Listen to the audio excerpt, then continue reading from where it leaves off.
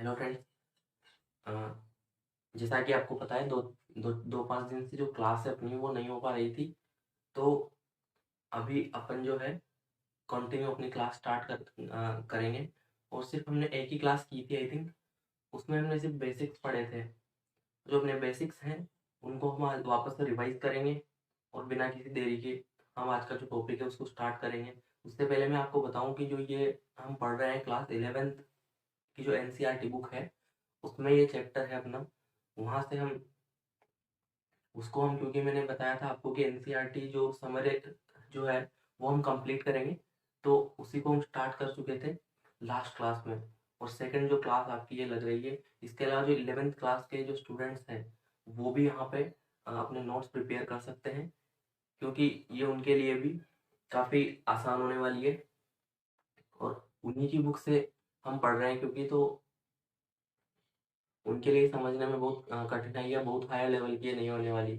और वैसे भी जो कॉम्पिटिटिव एग्जाम्स हैं उनमें बेसिक जो क्लासेस हैं जैसे 9th 10th और मोस्ट इम्पोर्टेंट है 11th और 12th, तो वहीं से 90% क्वेश्चन और 80% क्वेश्चन तो वहीं से आपको देखने को मिलेंगे। और बेसिक्स होते हैं वहीं पे हम गलतियाँ करते हैं जैसा कि लास्ट क्लास में मैंने आपको बताया था। वहीं पे हम उनको पढ़ना हम छोड़ देते हैं बेसिक्स को। हमको लगता है बहुत हायर मतलब हार्ड क्वेश्चंस आएंगे और वैसा कुछ नहीं होता। बेसिक्स से हमारे क्वेश्चन होते हैं और अभी आप जो जैसे ही पढ़ोगे तो आपको लगेगा कि काफ़ी सारी चीज़ें हैं जो आपको क्लियरली पता नहीं है। ठीक है।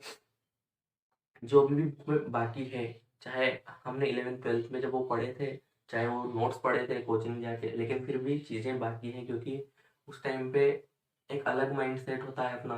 क्योंकि हम कॉम्पिटिटिव एग्जाम में जो है ऑब्जेक्टिव टाइप टेस्ट देते हैं। ठीक है, ओएमआर पे हमको टेस्ट देना है, लेकिन वहाँ पे जो है हम वो सब्जेक्टिव टाइप यानी निबंधात्मक प्रश्न वहाँ पे हमको मिलेंगे। ठीक है। इसीलिए एक माइंडसेट जो है वो अलग तरीके से प्रिपेयर करना है क्योंकि हमारे सामने जो क्वेश्चन आएगा उसका आंसर अपने सामने ही होगा। ठीक है, हमको सिर्फ वहाँ से उसको चूज करना है या सेलेक्ट करना है। वो अपनी जो स्टडी है उसके ऊपर डिपेंड करेगा। तो वही मैं कहना चाह रहा था कि जो लास्ट क्लास थी अपनी उसके अंदर हमने उसके अंदर हमने देखा था बेसिक हमने देखे थे, उनको हम वापस से रिवाइज कर लेते हैं। और अगर आप 11th क्लास में हैं, ठीक है, कोई स्टूडेंट अगर 11th क्लास में है तो आप उसको ये वीडियो शेयर कर सकते हैं। उसका कंप्लीट कोर्स भी यहाँ पे आसानी से क्लियर हो जाएगा।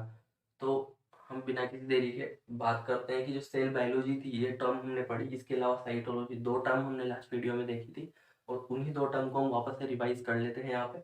हाँ, यानी लास्ट वीडियो में जो भी हमने पढ़ा उसको हम दोबारा से रिवाइज करेंगे क्योंकि बहुत ज़्यादा हमने नहीं पढ़ा था, वो बिल्कुल बेसिक था। और उसी को फिर कंटिन्यू करते हुए आगे हम बढ़ेंगे।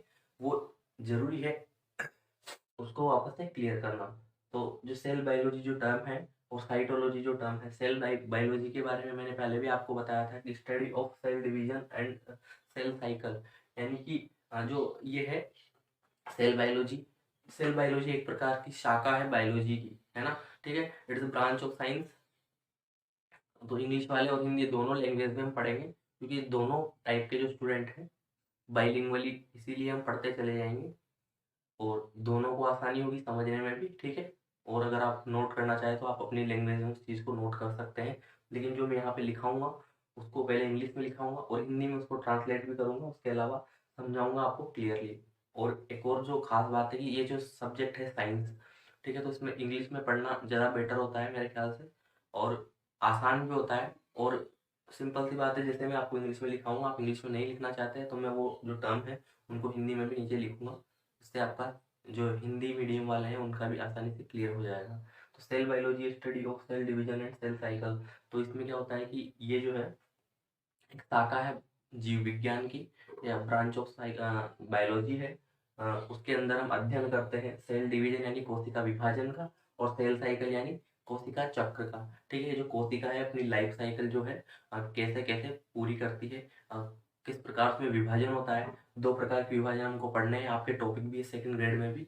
ठीक है, अलग से स्पेशली टॉपिक है। तो वो जैसे जैसे टॉपिक आपके आप सिलेबस देखिएगा, आपके जैसे टॉपिक क्लियर होते जाएंगे आपको पता लगता जाएगा कि ये टॉपिक जो है हमने पढ़ लिया। और कभी भी सिलेबस से बाहर हमको एक्स्ट्रा नहीं पढ़ना है, तभी पढ़ना है जब सिलेबस अपना कंप्लीट है। अगर सिलेबस अपना कंप्लीट ही नहीं है और हम एडिशनल पढ़ रहे हैं तो उसका कोई मतलब नहीं है। ठीक है, सिलेबस को अपने दिमाग में सेट कर लेना है। ठीक है, जैसे जैसे हर जो टॉपिक क्लियर आपका होगा यहाँ पे, उसके बाद आप नोट्स भी प्रिपेयर करिए। और आप नहीं बनाना चाहते अगर आप नोट्स, आप अगर बुक से पढ़ना चाहते हैं तो यहाँ से आप वैसे भी समझ सकते हैं, आपको चीज़ें बहुत आसानी से याद हो जाएंगी। तो यही कुछ पॉइंट्स थे जो मैं क्लास की स्टार्टिंग में बताना चाह रहा था आपको। उससे क्या होगा कि क्लास के बीच में इंटरप्शन नहीं होगा और चीज़ें आपको समझ में आसानी से आएंगी। और उसके अलावा आपके दिमाग में जो भी क्वेरीज हैं तो आप कमेंट में फिर भी बताइए, मैं उसका कमेंट में ही जवाब दे दूंगा। ठीक है, तो हम स्टार्ट करते हैं कि सेल बायोलॉजी जो है study of cell division and cell cycle इसको बोलते हैं। जबकि साइटोलॉजी जो है, साइटोलॉजी होती है study of structure of cell. ठीक है, यानी जो साइटोलॉजी को इंग्लिश में, हिंदी में भी साइटोलॉजी बोलेंगे। ठीक है, ये भी जो है एक ब्रांच है,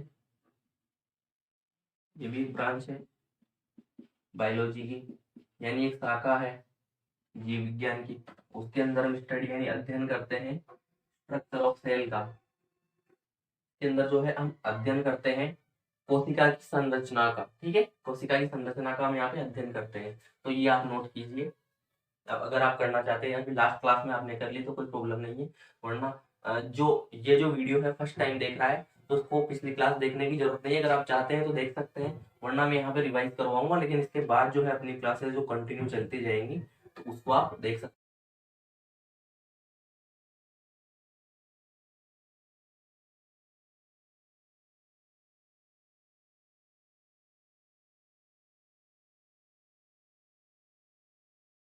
तो अब जो है हम पढ़ेंगे अपना जो नेक्स्ट टॉपिक है डिस्कवरी ऑफ सेल। हालांकि हमने देखा था और आपको ये तो पता ही होगा। ठीक है, ठीक है, काफी बहुत बड़ी चीज मैं नहीं बता रहा आपको। ठीक है, ये बेसिक है लेकिन तो ये पढ़ाना जरूरी है। ठीक है, उससे क्या है आपकी जो प्री एग्जिस्टिंग नॉलेज है, आपकी पुरानी जो नॉलेज है वो थोड़ी सी रिवाइज हो जाएगी और आप चीजों को लिंक कर सकेंगे, तो वो बहुत जरूरी है। इसमें दो प्रकार की जो सेल्स है, एक तो लिविंग जो है, लिविंग की खोज किसने की थी वो अलग हम देखेंगे। ठीक, उसके अलावा दूसरा जो है डेड सेल की खोज किसने की थी वो भी हम बात करेंगे। तो लिविंग सेल की जैसा मैंने बताया था वो है एंटोन वॉन ल्यूवेन हुक ने। ठीक है, एंटोनी वॉन ल्यूवेन हुक ने।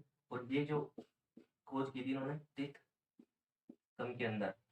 ठीक है, टीथ स्तंभ होता है जो अपने दांत होते हैं उसके बीच में पीलापन हल्का सा जो जमा होता है वो टीथ स्तंभ कहलाता है। तो एंटोनी वॉन ल्यूवेन हुक ने, बस आपको इतनी सी चीज याद रखनी है, उसने लिविंग सेल की यानी जीवित कोशिका की, हिंदी वाले बच्चों के लिए अगर बात करें तो कोशिका की खोज जो है वो जीवित कोशिका की खोज है वो किसने की। अब और जो मृत है, मृत कोशिका की खोज किसने की वो हम पढ़ रहे हैं।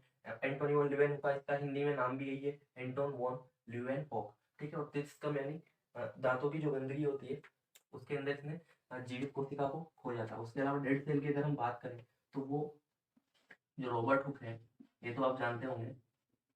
ठीक है, रॉबर्ट हुक हिंदी में इसका यही नाम है। ठीक है, मृत कोशिका की खोज की थी और 1665 में इन्होंने ये खोज की थी। ये तो आप 8th और 9th क्लास से पढ़ते आ रहे हैं, तो इतनी सी चीज हमको इसमें पढ़नी थी। ये आपको मेरे ख्याल से अगर नोट करना है तो आपने कर लिया होगा, वरना जरूरत है नहीं। ठीक है, तो और अगर कोई चीज बाकी रह जाती है तो आप वीडियो को पॉज करके और नोट कर सकते हैं अगर आप चाहें तो। ठीक है, या उसको रिपीट भी कर सकते हैं, क्योंकि अभी तो क्या है अपनी लाइव क्लास पॉसिबल नहीं है। जैसे जैसे जो चैनल है वो ग्रो होगा उसके बाद ही हम लाइव क्लास ले सकते हैं, उसमें और भी अच्छे तरीके से आपकी जो क्वेरीज है वो मैं ले पाऊंगा। ठीक है, अब बात कर करी थी हमने सेल थ्योरी की। ठीक है, सेल थ्योरी की अगर हमने बात की थी तो इसमें दो साइंटिस्ट हमारे पास आए थे। एक तो हमारे पास क्या आए थे, मतलब सेल थ्योरी उसने दी थी, थियोडोर स्वान। स्पेलिंग इसकी ऐसे है लेकिन इसको स्वान बोलते हैं, थियोडोर स्वान। आगे का तो थियोडोर है। ठीक है, हिंदी वालों के लिए मैं लिख रहा हूँ थियोडोर स्वान, और ये आए थे 1939 में, ठीक है, सॉरी 1839 में, और ये एक ब्रिटिश जियोलॉजिस्ट थे, ठीक है। यानी कि ये जो साइंटिस्ट है, ये जो जियोलॉजिस्ट है, यानी कि जंतु वैज्ञानिक, ठीक है, जंतु वैज्ञानिक थे, ब्रिटेन के थे, तो ब्रिटिश जियोलॉजिस्ट इसको बोलेंगे हम। उसके अलावा दूसरे थे अपने, उनका स्लाइड एंड स्वान थ्योरी इसको हम बोलते हैं। एक और मैं यहाँ पे लिख देता हूँ, स्लाइडन एंड स्वान थ्योरी इसको बोला जाता है।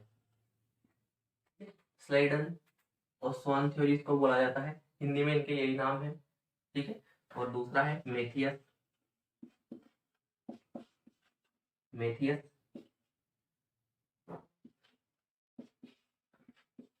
स्लाइडन, ठीक है, आप लिख सकते हैं मेथियस स्लाइडन का नाम है। और ये है जर्मन बॉटनिस्ट, एक जियोलॉजिस्ट यानी कि जंतु वैज्ञानिक है, दूसरा बॉटनिस्ट यानी कि पादप वैज्ञानिक है, ठीक है। और ये जर्मन के हैं, जर्मनी के हैं। ये इन्होंने अपनी जो सेल थ्योरी की बात की थी 1838 में, और दोनों ने मिलकर 1838 यानी 1838 और 1839, ठीक है, 1839 में ये दोनों ने मिलकर ये थ्योरी दी, सेल थ्योरी। इसके बारे में हमने पहले भी पढ़ रखा है, ठीक है, क्योंकि बचपन से हम इसको पढ़ते हैं, लेकिन इसको पढ़ना इसीलिए जरूरी है कि जो बेसिक्स है वो आपके बिल्कुल, मैं कह रहा हूँ, अगर कॉन्सेप्ट क्लियर है तो आगे प्रॉब्लम नहीं होने वाली। तो ये हमने पढ़ा। अभी सेल थ्योरी की हम बात करेंगे, ठीक है। सेल थ्योरी जो है वो क्या करती है, तो दो ही वाक्यांश जो है हमको वहां पे पढ़ने हैं। सेल थ्योरी के अंदर बहुत ज्यादा कुछ है नहीं, ये आपको यहाँ तक समझ आ रहा होगा कि एक जो है सेल थ्योरी के अंदर है कि all livings are composed of cell. जितने भी जो जीवित जीव है, ठीक है, सारे के सारे जीवित प्राणी कोशिकाओं से बने होते हैं। हिंदी वाले स्टूडेंट्स के लिए बता रहा हूँ, जितने भी जो दो ही वाक्य हैं, एक तो ये है, दूसरा भी हम लिखेंगे, ठीक है। जितने भी जो जीवित प्राणी हैं वो कोशिकाओं से बने होते हैं, ठीक है, एक चीज ये है। दूसरा जो सेल थ्योरी के मुताबिक जो सेंटेंस है वो है all cells are developed from pre existing sales.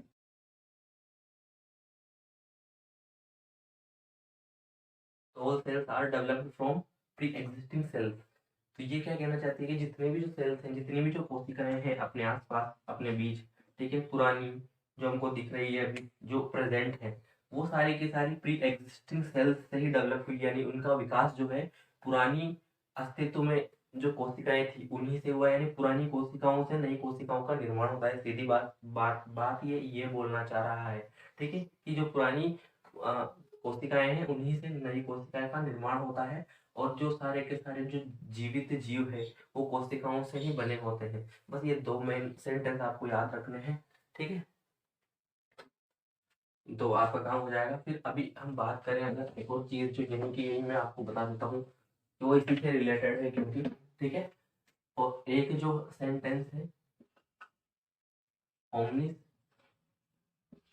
सेलुला ई सेलुला, ये जो वाक्यांश है, ये जो कोटेशन एक टाइप से है, ये दिया है रुडोल्फ विर्चो ने। रुडोल्फ विर्चो एक साइंटिस्ट, ठीक है, बायोलॉजिस्ट को हम बोलते हैं, ठीक है, जो भी है। तो रुडोल्फ विर्चो ने ये कोटेशन दिया ओमनिस सेलुला ई सेलुला, और इसका जो मीनिंग है वो ये जो लाइन है, इस लाइन को इन्होंने अपनी लैंग्वेज में बोला, ठीक है, जो भी इनकी लैंग्वेज होगी, ग्रीक, लैटिन, उसमें इन्होंने बोला। और ये अपनी कभी कभी क्वेश्चन आ जाता है कि जो ओमनी सेलुला ई सेलुला, इसका या तो मीनिंग क्या है, ठीक है, मीनिंग ये पूछ लेगा, ठीक है, या फिर डायरेक्ट ये जो सेंटेंस ये दे देगा, पूछ लेगा किससे, जो कौन जो साइंटिस्ट है जिनके द्वारा ये कोटेशन जो है दिया गया। उसके अलावा कभी कभी इनका नाम आ जाएगा और नीचे 4 ऑप्शन इसे दे सकता है वो। तो ऐसे घुमा फिरा के कैसे भी क्वेश्चन दे सकता है, लेकिन आपको बस समझ आना चाहिए, क्योंकि आप हर प्रकार के जो क्वेश्चन है उनके लिए प्रिपेयर आपको रहना है, ठीक है। तो ये अपना हो गया। तो हम नेक्स्ट चलेंगे, हम जो सेल है उसकी क्या क्या साइजेस होते हैं, ठीक है। अपने आसपास जो कोशिकाएं हैं, या फिर अपने आसपास क्या मतलब, कहने का अर्थ ये है कि जो कोशिकाएं, क्योंकि हर एक जो लिविंग थिंग है वो कोशिका से मिलकर बना होता है, ठीक है। तो किस किस प्रकार की बेसिक जो सेल्स हैं वो होती है, बेसिक्स हम पढ़ रहे थे, सेल, शेप एंड साइज, ठीक है। इसके अंदर हम कुछ इम्पोर्टेंट जो है जनरल साइंस के चीजें हम देखेंगे कि जो स्मॉलेस्ट सेल है वो कौन सी है, ठीक है। स्मॉलेस्ट सेल है वो कौन सी है। और अगर लास्ट वीडियो किसी ने देखा है तो अभी हम जैसे जैसे आगे बढ़ेंगे तो आपको उसमें इंटरेस्ट आने लगेगा, क्योंकि ये चीज हमने लास्ट वीडियो में पढ़ ली, लेकिन जो न्यू स्टूडेंट है, क्योंकि हम बना नहीं पाए कंटिन्यूटी, बीच में थोड़ा गैप आ गया था, तो उसी के लिए हमको रिवाइज करना पड़ रहा है, ताकि अब कंटिन्यू जब हम पढ़ेंगे तो एक फ्लो सा बन जाए अपना, उससे चीजें आसान हो जाती है। स्मॉलेस्ट सेल जो है ये हमने बताई थी, अगर आपको याद हो, PPLO, ठीक है। प्लूरो निमोनिया लाइक ऑर्गेनिज्म, इसकी हमने बात की थी, है ना, ठीक है। और इसकी जो साइज है वो होती है 0.3 माइक्रोमीटर, बहुत ही माइक्रो साइज है, बहुत ही ज्यादा, ठीक है। तो इसकी जो साइज है ये होती है PPLO, इसका नाम है, फुल फॉर्म इसकी है pleuro pneumonia like organism, Hindi हो या इंग्लिश, ठीक है, दोनों में, क्योंकि ये जो है नाम शॉर्ट फॉर्म है और बायोलॉजी की भाषा में इसी नाम से इसको जाना जाता है, इसलिए हम यहाँ पे इसको पढ़ रहे हैं। तो हिंदी में भी यही रहेगा कि सबसे छोटी कोशिका है PPLO, ठीक। इसी का दूसरा नाम भी है माइको प्लाज्मा, ठीक है। माइकोप्लाज्मा इसी का दूसरा नाम है। तो ऑप्शन में आपको PPLO भी मिल सकता है, माइकोप्लाज्मा भी मिल सकता है, लेकिन अगर हम बात करें 11th क्लास स्टूडेंट्स के लिए, तो वो अगर यहाँ से क्वेश्चन आता है तो आप दोनों लिख के आ सकते हैं, ठीक है। यानी कि ये इन्हीं के नाम है, इसी को हम बोलते हैं। इसके अलावा इसको बोला, इसकी एक स्पेसिफिकेशन है कि ये जोकर ऑफ एनिमल किंगडम कहलाता है, क्योंकि ये सबसे छोटी साइज का जो है जीव है, ठीक है, स्मॉलेस्ट सेल है। तो ये जो है जोकर ऑफ एनिमल किंगडम इसीलिए कहलाता है कि अपनी जो शेप साइज है उसको कभी भी किसी भी रूप में चेंज कर लेता है, यानी जैसे जोकर होता है ना, ठीक है, सर्कस का जो जोकर होता है उसकी तरह ही अपने आकार और अपनी जो शेप साइज है उसको चेंज करता रहता है, ठीक है। हिंदी वाले स्टूडेंट, इसमें तो क्या हिंदी में बताना कि ये जो जंतु जगत है उसका जोकर ही कहलाता है बस, ठीक है, इसमें कुछ ज्यादा है नहीं। उसके अलावा हम अगर बात करें दूसरा, लार्जेस्ट, लार्जेस्ट मीन्स सबसे बड़ी जो कोशिका है वो क्या है, वो है ऑस्ट्रिच एग, ठीक है। हिंदी में इसको बोलते हैं शुतुरमुर्ग,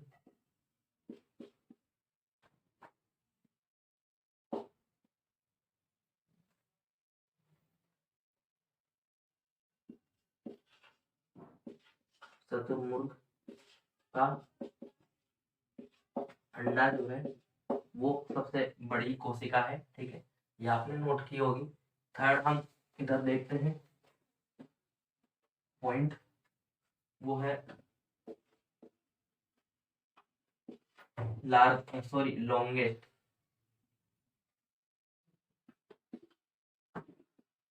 लॉन्गेस्ट सेल कौन सी है, वो है अपनी नारू सेल, ठीक है। नारू सेल ब्रांच होती है, लंबी सी ऐसी स्ट्रक्चर आपने देखी होगी, इसको और अच्छे से हम फिर देखेंगे, ऐसी स्ट्रक्चर आपने देखी होगी, एक्सॉन्स होते हैं इसके अंदर, ये डेंड्राइट्स होते हैं, ये एक स्ट्रक्चर है, नाउ सेल कहलाती है, ठीक है। तो ये नोट कर सकते हैं आप।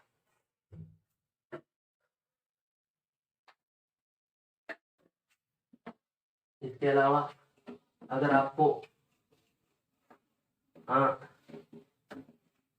बैक्टीरिया जो है, क्योंकि बैक्टीरिया भी काफी छोटी साइज होती है, तो वैसे जेनवनी हम बता रहे हैं कि 4th नंबर पे हम देख रहे हैं बैक्टीरिया जो है उसकी क्या साइज होती है। बैक्टीरिया जो है उसकी साइज होती है 3 से 5 माइक्रोमीटर। ठीक है। 5th नंबर पे अगर हम बात करें तो हम WBC और RBC, इनकी साइज की अगर हम बात करें तो WBC जो है इसकी कोई फिक्स साइज नहीं होती, डिफ्यूज। WBC की अगर हम बात करते हैं इसकी कोई फिक्स साइज नहीं होती, डिफ्यूज होती है, डिफ्यूज शेप की होती है। तो अमोबॉइड यानी जो अमीबा होता है उसी के आकार का हम इसको बोलते हैं। ठीक है। उसके अलावा RBC की अगर बात करते हैं बाई कॉनकेव होती है, बाई कॉनकेव शेप की होती है। ठीक है। और कभी कभी ये राउंड शेप की भी होती है, यानी गोल और द्वि उत्तल, शायद इसको हिंदी में बोलते हैं। ठीक है। उस आकार की होती है। तो RBC जो है रेड ब्लड सेल, लाल रुधिर कणिकाएं, व्हाइट ब्लड सेल यानी कि श्वेत रुधिर कणिकाएं, इनके आकार की अगर हमने बात की तो इसको हिंदी में यही बोलेंगे अमीबॉइड, यानी अमीबा के आकार जैसी। ठीक है। बैक्टीरिया को बैक्टीरिया बोलते हैं, या जीवाणु, हाँ जीवाणु इसको बोलते हैं। ठीक है। हिंदी में जीवाणु। तो ये बेसिक है, ये आपको आता ही होगा मेरे ख्याल से। ठीक है। तो ये नोट कीजिए, उसके बाद नेक्स्ट हम चलेंगे।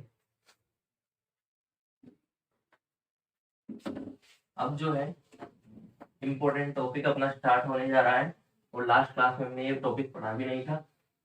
बस हमने थोड़ा सा देखा होगा कि जो प्रोकैरियोटिक सेल है और यूकैरियोटिक सेल है उसके क्या क्या डिफरेंसेस है। तो हम अब बिल्कुल स्टार्टिंग मतलब बेसिक से हम इसको स्टार्ट करेंगे, क्योंकि दो प्रकार की सेल्स होती है।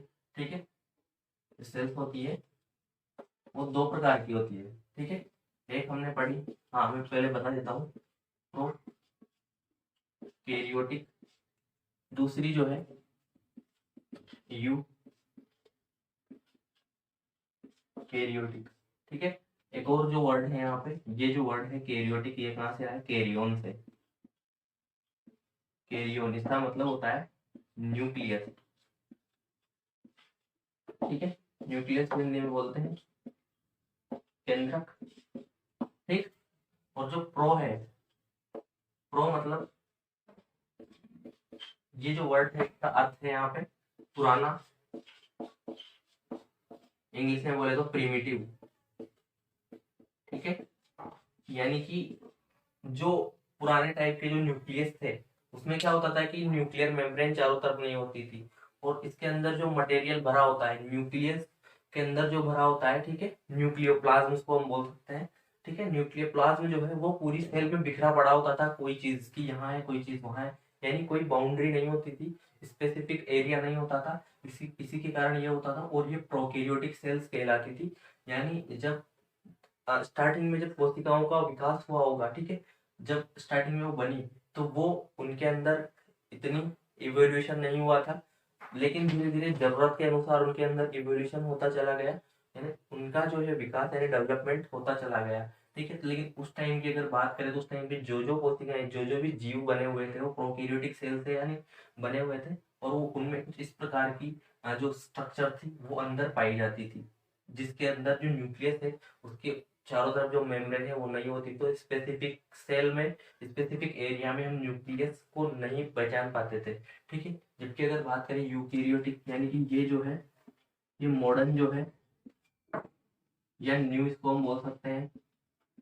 ठीक है। नया, कैरियोन मतलब मैंने बताया केंद्र। ये जो कोशिकाएं हैं इसके चारों तरफ जो है न्यूक्लियर मेम्ब्रेन पाई जाती है, अपने न्यूक्लियोप्लाज्म के चारों तरफ वो एक स्पेसिफिक जगह होती है, और कंपोज्ड न्यूक्लियस होता है इसका। ठीक है। तो वो हम देखेंगे। अब अभी हम स्टार्ट करेंगे प्रोकैरियोटिक्स की। प्रोकैरियोटिक जो सेल है उनकी हम बात करेंगे। काफी इंपॉर्टेंट टॉपिक है और काफी थोड़ा सा बड़ा टॉपिक है। ठीक है। तो मेरे ख्याल से आज ये कंप्लीट नहीं होगा, लेकिन टेंशन करने की जरूरत नहीं है, सेकंड क्लास में इसको कंप्लीट कर लेंगे। बहुत ही इजी टॉपिक है, हालांकि बहुत इजी टॉपिक है, उसमें कोई दिक्कत आपको नहीं आने वाली। अगर आपको ये नोट करना है तो आप कर सकते हैं। अब जो है अपना इम्पोर्टेंट टॉपिक स्टार्ट होगा, प्रोकैरियोटिक सेल्स। हिंदी में इसका यही नाम है। अब इसका तो कम से कम नाम आप हिंदी में यही है, मतलब है ही यही, ठीक है, हिंदी हो जाएंगे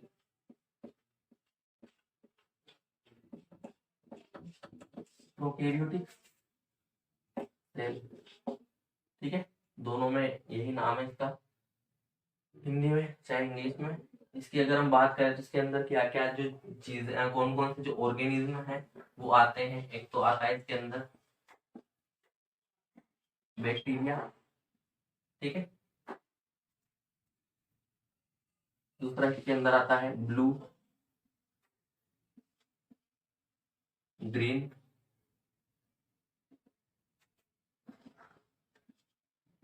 एलगी। तो हम अगर ये कहीं कहीं पे भी आगे इसका नाम आएगा तो मैं एक दो बार आपको बस ब्लू ग्रीन एलगी बोलूंगा, फिर BGA इसको हम बोलेंगे, ठीक है, उससे चीजें आपको याद होने में आसानी होगी, इतना बड़ा नाम आपको याद करने की जरूरत नहीं है। ब्लू ग्रीन एलगी को BGA हम लिखेंगे, ठीक। उसके अंदर उसके अलावा हम माइकोबैक्टीरिया माइकोप्लाज्मा इसके अंदर हम पढ़ेंगे, जिसको PPLO बोलते हैं, ठीक है। तो PPLO जो है इसके अंदर हम पढ़ेंगे, ठीक है। तो ये जो है 3-4 नाम मैंने आपको बताया प्रोकैरियोटिक सेल के अंदर होते हैं। अभी प्रोकैरियोटिक सेल जो है ये बने होते हैं सेल्स से, और जो वायरस है वो अलग है। आप अगर सोचे कि सर ने वायरस नहीं लिखा तो वायरस यहाँ पे हम नहीं पढ़ सकते।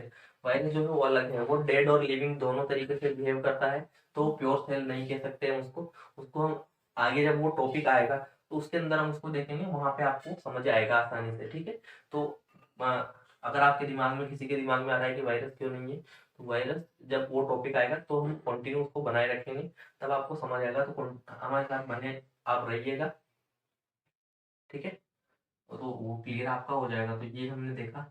उसके अब हम जो है जो बैक्टीरिया है इसका क्लासिफिकेशन हम देखेंगे शेप के आधार पर कि क्या क्या जो है इसकी शेप्स होती है, ठीक है। तो बैक्टीरिया जो है इसका क्लासिफिकेशन है बेस्ड ऑन शेप्स, ठीक है। किस आकार के जो बैक्टीरिया है वो मोस्टली पाए जाते हैं, तो मेन यहाँ पे हम 4 प्रकार के जो बैक्टीरिया है वो हमको पढ़ने हैं। तो इनके जो नाम है उसका जो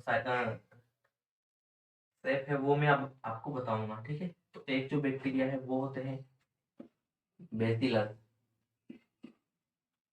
जैसे लैक्टोबैसिलस है ना, ठीक है, दही में पाया जाता है, कर्ड में। तो बेसिलस टाइप के, तो इनका जो शेप है वो रोड शेप होता है, ठीक है, रोड जानते हैं, कुछ इस प्रकार की इनकी शेप होती है, ठीक है।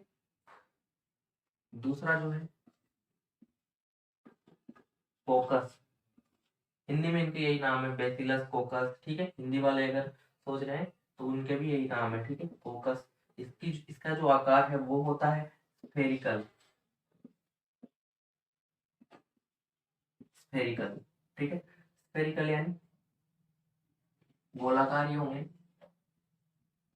गोला है उसको स्फेयर बोलते हैं इंग्लिश में। तो स्फेरिकल यानी गोलाकार आप लिख सकते हैं रोड से, ठीक है, रोड के आकार का। स्फेरिकल यानी गोलाकार, ठीक है। विब्रियो, विब्रियो, ठीक है। विब्रियो कोलेरी हमने पढ़ा होगा, कोलेरा जो है उसका जो डिजीज उससे होती है विब्रियो कोलेरी जो बैक्टीरिया उसके कारण। विब्रियो से यानी ये होते हैं कोमा के आकार। कोमा जानते हैं किस प्रकार हम यूज करते हैं, लेकिन अगर इसका डायग्राम है वो इसको जिस प्रकार बनाना पड़ेगा, इस प्रकार के होते हैं, ठीक है, कोमा से। चौथा जो है तो लास्ट है इसका, वो है स्पाइरिलम। स्पाइरिलम जो है ये जो है, और ये जो स्पाइरल स्पाइरल शेप का होता है, स्पाइरल यानी वर्तुलाकार, इसको बोलते हैं हिंदी में वर्तुलाकार, ठीक है। जो स्पाइरल होता है, स्पाइरल जो रजिस्टर है आपने देखे होंगे नोटबुक, उसके अंदर वो जो है लोहे का जो वायर फंसा होता है स्पाइरल रूप में। उसके अलावा DNA जो है उसकी स्ट्रक्चर अगर आपने पढ़ी होगी वर्तुलाकार, तो वो भी स्पाइरल स्पाइरली जो रोटेट होके और कॉम्पैक्ट स्ट्रक्चर बनाता है, तो वो जो है स्पाइरलम चौथे प्रकार का जो बैक्टीरिया है वो इस प्रकार के पाए जाते हैं। तो ये आप नोट कीजिए, ठीक है। जहाँ हिंदी में भी इनको यही बोलते हैं, क्या बोल देंगे इसको, कोमा बोलेंगे, इसको गोलाकार जरूर बोल सकते हैं, स्पाइरल को वर्तुलाकार हम बोल सकते हैं, और रोड शेप को रोड के आकार का, और बेसिलस, कोकस, विब्रियो और स्पाइरलम, ठीक है। चार प्रकार से इनका क्लासिफिकेशन किया गया है शेप के आधार पर, ठीक है। यहाँ पे हम बात करेंगे किसके आधार पर, शेप यानी आकार के आधार पे, ठीक है। तो इन चार कैटेगरी में बैक्टीरिया को डिवाइड किया गया। इसके अलावा अभी हम आगे और क्लासिफिकेशन पढ़ेंगे कि बैक्टीरिया जो है उनको किन किन आधारों पे कितने टाइप से डिवाइडेशन उसका, क्लासिफिकेशन उसका, वर्गीकरण उसको हम बोलते हैं क्लासिफिकेशन को, वो किया गया है। ये आप नोट कीजिए, ठीक है। उसके बाद हम नेक्स्ट देखेंगे और क्या चीजें हैं। ये अलग से टॉपिक नहीं है, ये अपना जो है प्रोकैरियोटिक सेल है।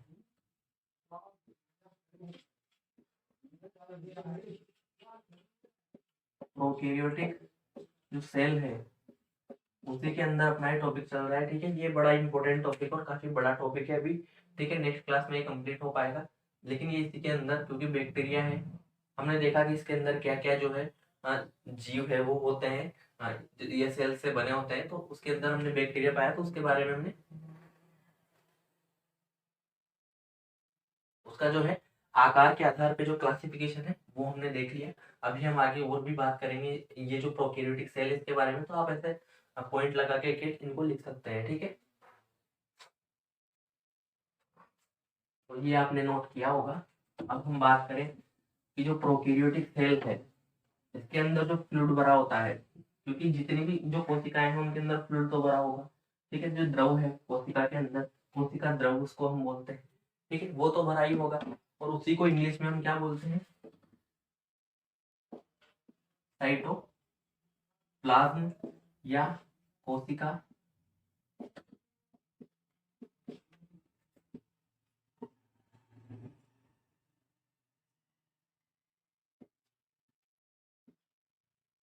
द्रव्य, ठीक है। कोशिका द्रव्य इसको बोला जाता है। ये जो कोशिका के अंदर भरा होता है, कोशिका के अंदर जो द्रव भरा होता है उसको कोशिका द्रव कहते हैं, ठीक है। अगला जो है इसके अंदर जो जेनेटिक मटेरियल है,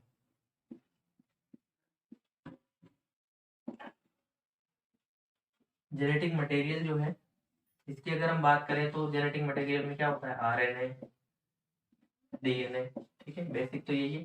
इसके अलावा क्रोमोसोम्स, वो खैर डीएनए से ही कॉम्पैक्ट शेप जो है क्रोमोसोम कहलाती है। तो जो जेनेटिक मटेरियल होता है, ठीक है, वो नेकेड होता है यानी नग्न होता है, ठीक है, not enveloped bye nuclear membrane, ठीक है। यानी कि जो न्यूक्लियर मेम्ब्रेन है, कोशिका झिल्ली जो है उसके द्वारा वो कवर्ड नहीं किया होता, ठीक है। यानी एनवेलप, एनवेलप तो जानते हैं ना, एनवेलप यानी किसी चीज को पैक करना, ठीक है। तो न्यूक्लियर मेम्ब्रेन के अंदर वो पैक्ड नहीं होता, नेक्ड होता है। जब हम सेल को देखेंगे तो यहाँ वहाँ बिखरा पड़ा को मिलेगा, ठीक है। तो जेनेटिक मटेरियल की हमने बात की, ठीक है, तो इसको भी आप नोट कीजिए। उसके अलावा फिर नेक्स्ट हम बात करते हैं कि जो इसका जो जीनोमिक डीएनए है, ठीक है, जीनोमिक डीएनए, जीनोमिक डीएनए मतलब वो जीनोमिक वर्ड आगे लगा दिया क्योंकि जो जीन्स होते हैं डीएनए के ऊपर प्रेजेंट होते हैं, तो डीएनए की हमने सीधी सीधी बात की है। तो जो डीएनए ए है प्रोकैरियोटिक सेल में मोस्टली तो सर्कुलर होता है, ठीक है, सर्कुलर डीएनए होता है, सर्कुलर डीएनए होगा, और सिंगल क्रोमोसोम, सिंगल क्रोमोसोम यहाँ पे प्रेजेंट होता है, यानी कि क्रोमोसोम जो है यहाँ पे प्रेजेंट होता है, यानी कि पेयर ऑफ क्रोमोसोम यहाँ पे नहीं पाई जाती, सिंगल क्रोमोसोम और सर्कुलर डीएनए यहाँ पे उपस्थित होता है। अगर ये आपने नोट कर लिया ऊपर का, ठीक है, तो मैं इसको मिटा देता हूँ क्योंकि यहाँ पे एक चीज हमको देखनी है और आपने पढ़ भी रखी होगी। तो सर्कुलर डीएनए है, ठीक है, ये जो है हमने बायो टेक्नोलॉजी उसके अंदर हमने इसकी बात की थी, बायोटेक्नोलॉजी में। और जो है बायोटेक्नोलॉजी के अंदर तो बोला जाता है प्लाज्मिड, ये भी हम जीव विज्ञान में पढ़ेंगे। और इसके अंदर ये जो सिलेबस है अपना, ये जो सिलेबस है अपना आपका बायोटेक्नोलॉजी यानी का जो टॉपिक है आपको यहाँ पे मिलेगा। इसको हिंदी में बोलते हैं जैव जैव तकनीकी, आई थिंक, ठीक है। तो जैव तकनीकी और प्लाज्मिड, हिंदी में और इंग्लिश में दोनों में इसको प्लाज्मिड बोला जाता है।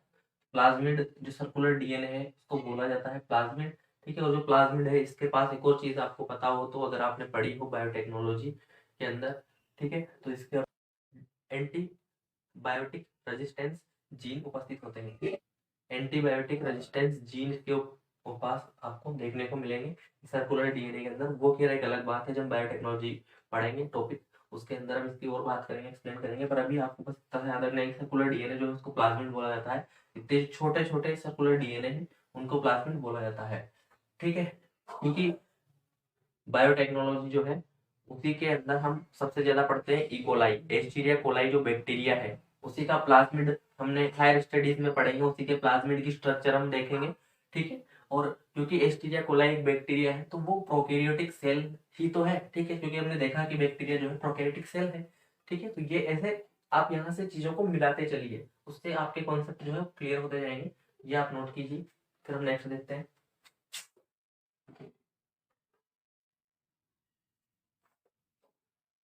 अब अगर आपने पढ़ लिया, ठीक है, तो हम आगे देखते हैं। एक वर्ड है मीजोफोम, एक वर्ड है मीजोफोम। ये या तो आपने पहले सुन रखा होगा। मीजोफोम जो है मैं आपको बना के बताता हूँ। ये जो बैक्टीरिया है उसकी सेल वॉल है, और ये जो है सेल मेम्ब्रेन है। सेल मेम्ब्रेन पे क्या है, ऐसे कुछ फोल्ड बने होते हैं, उसमें कभी कभी ऐसे कुछ फोल्ड आपको देखने को मिलेंगे। इनका काम क्या है वो भी हम आगे देखेंगे। अभी मैं बस जस्ट आपको, पहले आप ये ध्यान रखिए कि ये जो है ये मेसोसोम है। जो इनर मेम्ब्रेन है यानी प्लाज्मा, जो सेल मेम्ब्रेन है, सेल वॉल के अंदर की साइड की जो मेम्ब्रेन है, ठीक है, जो सेलेक्टिव परमिएबल होती है, उसके ऊपर ऐसे फोल्ड बने होते हैं, वो मेसोसोम कहलाते हैं। ये एरिया बढ़ाने का काम करते हैं। यहाँ पे क्या हुआ, ऐसे तो ये जो झिल्ली है सीधी निकल जाती तो कम एरिया बनता, लेकिन यहाँ पे कोशिका के अंदर ज्यादा एरिया बढ़ाने के लिए, ठीक है, सेल मेम्ब्रेन का वो ऐसे फोल्ड बने होते हैं। तो ये आप देख लीजिए एक बार। अभी फिर आगे हम इसकी और बात करेंगे। तो मैं बस बताना चाह रहा था आपको। अब अब जो है अगर हम बात करें सेल एनवेलप की, ठीक है, कि जो सेल है एनवेलप मतलब उसका जो कवर है, उसका जो चारों तरफ का जो कवरिंग है वो किस किस से बनी होती है। तो प्रोकैरियोटिक सेल की क्योंकि हम बात कर रहे हैं, तो तीन जो है लेयर, थ्री लेयर ये स्ट्रक्चर होती है और उसी से ये बनी होती है। तो तीन जो है लेयर कौन कौन सी होती है, एक है अपनी सेल वॉल, दूसरी जो है अपनी इसके अंदर पाई जाती है ग्लाइको,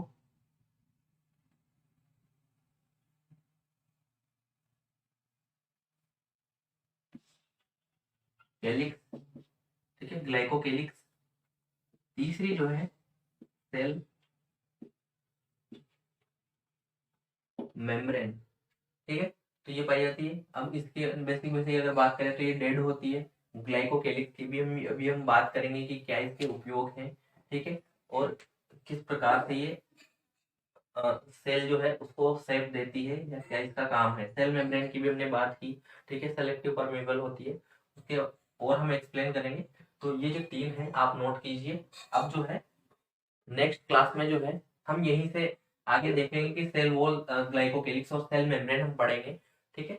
तो ये आपको समझ आया होगा और ये बेसिक है बिल्कुल, ठीक। तो यहीं से हम आगे देखेंगे। एक छोटा सा टॉपिक है जो आप नोट कर सकते हैं, ठीक है, क्योंकि वो जो है अ, जो सेल है उसकी स्टेनिंग को लेके है, ठीक। आपकी बुक में भी वो दे रखा है, तो इसीलिए हम उसको पढ़ रहे हैं। मैं अगर आपको बात करूं कि जो टॉपिक आप ये डाल सकते हैं, बैक्टीरियल क्लासिफिकेशन, ठीक है, बैक्टीरियल क्लासिफिकेशन बेस्ड ऑन, इसके आधार पे बैक्टीरियल क्लासिफिकेशन बेस्ड ऑन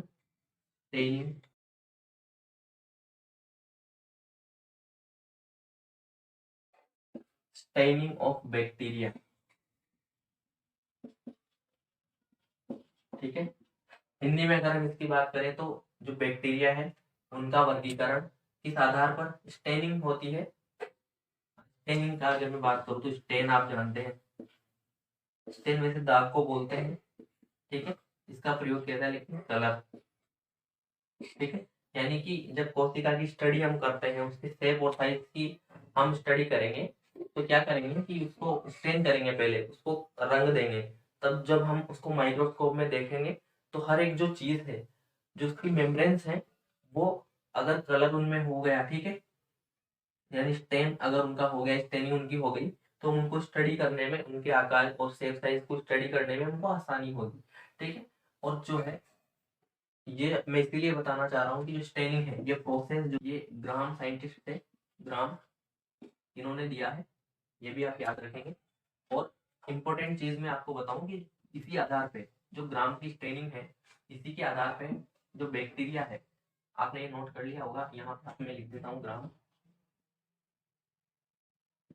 ग्राम जो है इसकी स्टेनिंग है, यानी इसका रंगने के आधार पे बैक्टीरिया जो है दो प्रकार के हैं, ठीक है। पहला जो है उसको बोला जाता है ग्राम पॉजिटिव, ठीक है। दूसरा जो है ग्राम नेगेटिव, ठीक है, ऐसे लिख दिया, कोई दिक्कत तो नहीं है, ठीक है। ग्राम पॉजिटिव, ग्राम नेगेटिव, इसको भी आप ऐसे लिख सकते हैं, क्योंकि आप नोट्स अगर प्रिपेयर कर रहे हैं तो शॉर्ट से शॉर्ट नोट्स होने चाहिए और ज्यादा से ज्यादा चीजें आपको कम से कम पेजेस पढ़ने के अंदर क्लियर होनी चाहिए, तो इसीलिए शॉर्ट नोट्स बनाए जाते हैं, ठीक। और नॉलेज जो है क्वांटिटी से मायने नहीं रखते, क्वालिटी होनी चाहिए, ठीक है, वो एक इंपॉर्टेंट चीज है। तो ग्राम पॉजिटिव जो है वो बैक्टीरिया होते हैं जो स्टेन को ले लेते हैं, टेक स्टेन, यानी कि जो है बैक्टीरिया उन्होंने स्टेन को ले लिया, ठीक है, यानी एब्जॉर्ब कर लिया, तो वो ग्राम पॉजिटिव बैक्टीरिया कहलाएंगे। लेकिन अगर उन्होंने स्टेन को डू नॉट स्टेन, यानी वो बैक्टीरिया जो स्टेन यानी कलर नहीं हो पाते स्टेनिंग करने के बावजूद भी, तो ग्राम नेगेटिव, नेगेटिव मतलब एब्सेंट, तो स्टेनिंग अगर एब्सेंट है, डू नॉट स्टेन, तो वो ग्राम नेगेटिव बैक्टीरिया कहलाएंगे। अगर पॉजिटिव है यानी कि प्रेजेंट है, यानी स्टेनिंग प्रेजेंट है, ठीक है, तो वो ग्राम पॉजिटिव बैक्टीरिया कहलाएंगे। तो ये छोटा सा टॉपिक था, ये मैंने अभी यहाँ पे बता दिया, बहुत ज्यादा कुछ इसमें था नहीं। और स्टेनिंग जो है वो ग्राम के द्वारा डिस्कवर की गई, और एक पिंक कलर का जो केमिकल होता है उसका नाम आपको बताऊंगा, तो ये आप नोट कीजिए, ठीक है। एक बार मैं चेक करके बता ही देता हूँ, ये जो है अगर आपने नोट किया है तो मैं इसको मिटा देता हूँ और मैं बताता हूँ आपको कि, सॉरी मैं बता रहा था, इसके अंदर ग्राम स्टेनिंग के अंदर तो आयोडीन जो है इसका यूज किया जाता है, ठीक है। उससे जो है बैक्टीरिया के जो वॉल्स हैं उनको एक कलर मिल जाता है, और हम जब उसकी स्टडी करते हैं तो हर एक जो चीज है उसको हम जब देखेंगे तो ट्रांसपेरेंट नहीं रहती, ठीक है, तो समझ आता है कि कहाँ पे कौन सी क्या चीज है जो हमको दिखाई देती है क्लियरली, तो इसीलिए स्टेनिंग करनी पड़ती है। और बैक्टीरिया का जो क्लासिफिकेशन है बेस्ड ऑन स्टेनिंग हमने देख लिया, ठीक है, तो ये भी आपको समझ आया होगा।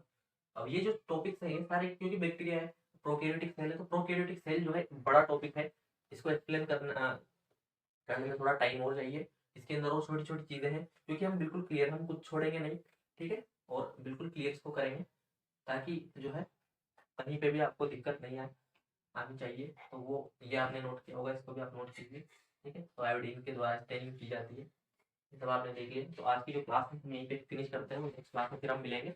आगे के जो टॉपिक है अभी इसके अंदर हमको राइबोसोम्स पढ़ने हैं प्रोकैरियोटिक सेल्स के, उसके अलावा इसके अंदर अभी हमको राइबोसोम पढ़ने हैं प्रोकैरियोटिक सेल्स के, राइबोसोम टॉपिक है अपना। उसके अलावा इसमें अभी बाकी है अपना, जैसे जो तीनों टॉपिक मैंने बताया था कि थ्री लेयर्ड जो स्ट्रक्चर है इसकी वॉल की, उसको हम देखेंगे कि सेल वॉल क्या है, ग्लाइकोकेलिक्स और साइट सेल सेल मेम्ब्रेन क्या है, किस चीज से बनी होती है, क्या उनके वर्क है, उनको भी हम देखेंगे, ठीक है। और नेक्स्ट क्लास में आपका जो प्रोक्यूरेटिव जो टॉपिक है वो खत्म हो जाएगा।